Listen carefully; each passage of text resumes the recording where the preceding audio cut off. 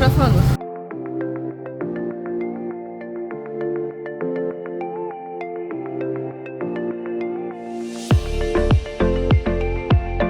Labai geras kambarys buvo, davė karšto vandens, pasidaryt kavai. Čia yra tūlikas, čia yra vonia, va čia masmonė, jeigu nori gali susiplauti, šiaip jeigu ką yra normalus dušas. Laukia yra va tokie staliukai prisėsti, labai gražu. Mes dabar stovim prie randominio 7-Eleven. Nes čia yra stotelė ir čia turėtų sustoti autobusas. Autobusai važiuoja 5 valandas nuo Sebusičio iki čia, tai paskutiniai 2 važiavo kas pusvalandį, tai mes tai pasiūminam, kad už kokių 5 minučių turėtų atvažiuoti kitas. Čia yra gatvė, kur mes stovim, nėra jokio ženklo, kad čia yra autobusų stotelė. Bet mus čia, kai atvažiavom, išleido ir sakė, kad čia yra stotelė ir mūsų viešbutė irgi sakė, kad čia yra stotelė, tai mes fingers crossed. Tuomet atvažiavo autobusas, susirado. Mes važiuojam autobusu padarytom durim.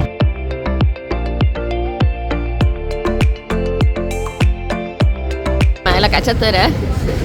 Stiklinį Pepsi.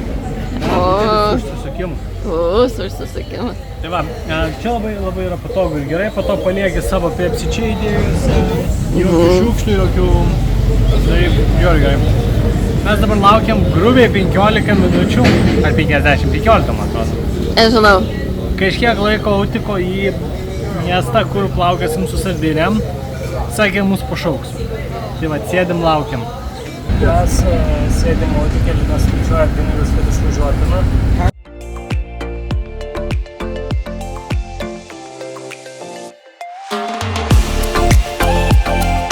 Iki grožio. Ople. Mes pasiekėm Maobao. Ne, Moabua.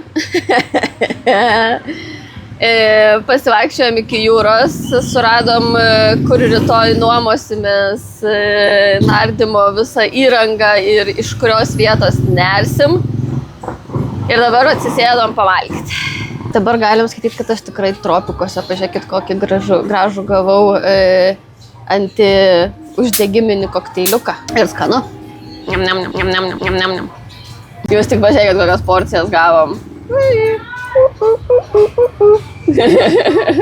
Biški maisto. Truputį maisto, būsim sotus. This is a tree house. Medžio namelis. Gražus, čia vaikas laksto. Žiūrėk. Matyti sardines tokiais tuntais buvo turbūt vienas gražiausių vaizdų, ką esu mačius visam gyvenimui. Labai gaila, kad telefonas nenorėjo labai fokusuoti, o po kurio laiko apsauginis maišelis pradėjo leisti vandenį. Todėl čia matote tik tai pirmų turbūt 15 minučių vaizdo įrašo iškarpas, kur mes nardėme kartu su sardinėmis, ar tiksliau tarp jų, nes jos niekad nepriartėdavo net per rankos ar kojos atstumą iki mūsų. Turbūt gražiausias vaizdas buvo, kai patekėjusios saulės spinduliai per vandens paviršių skverbėsi gilyn į vandenį ir visos sardinės blizgėjo ir nuostabiomis gražiomis spalvomis.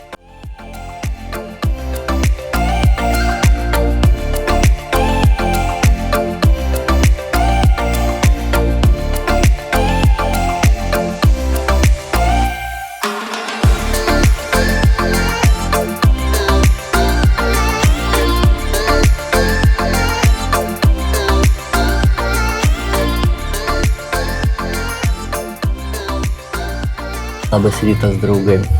Dabar yra turbūt jau kokios 8. Mes šiandien vėl kėlėmės 5 ryto, kad pamatytume sardinės. Kaip tikri influenceriai. Vakar praėjom visas vietas, kur nuomoja vamzdelius, išsiaiškinom, kuris atsidaro anksčiausiai.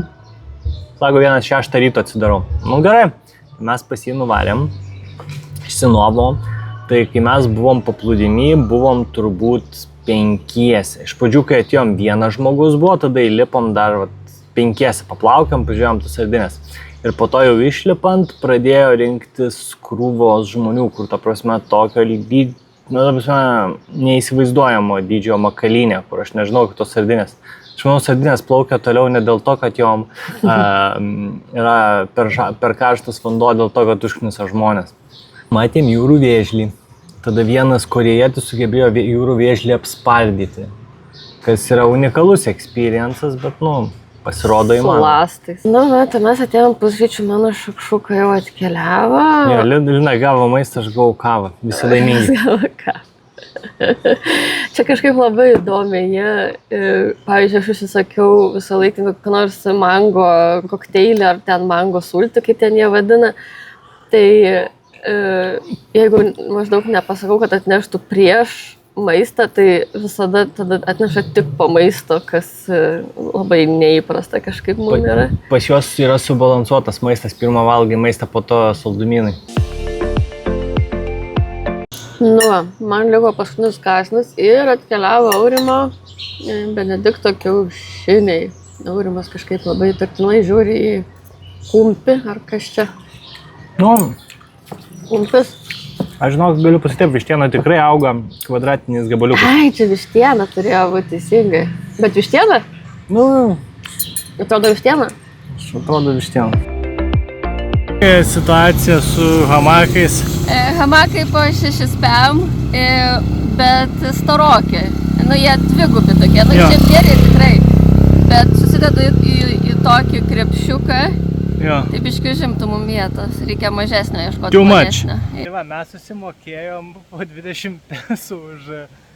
20 pesų, ne po 20. 20 pesų už stovėjimą, dabar einam susimokėti, kad įleistų.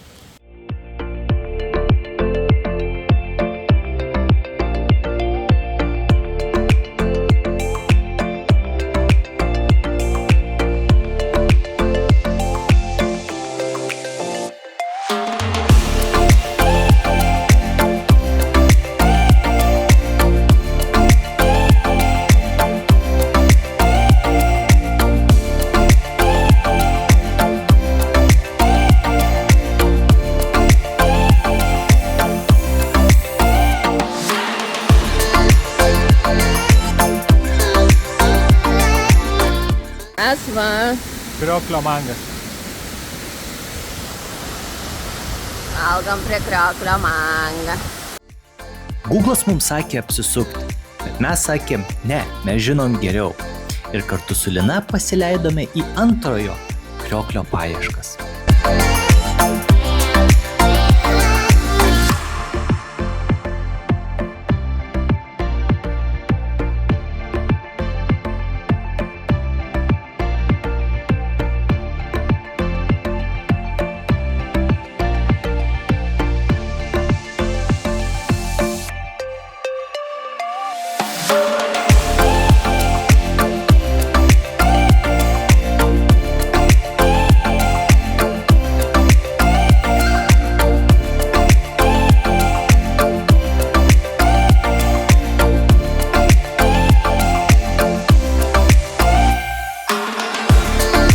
Radom ryžių laukus, dar šviežius.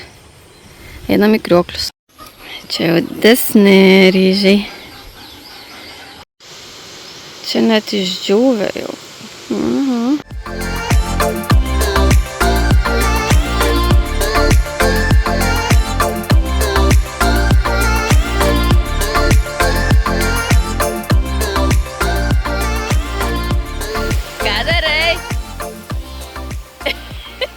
Kelionė link trečiojo krioklio buvo labai įspūdinga, nes mūsų mažasis gidas mus vedė buivolų keliais, tai mogliojom molyje iki kelių. Karvutėm čia labai gerai, jos niekur nenori eiti iš šito vandenėlio.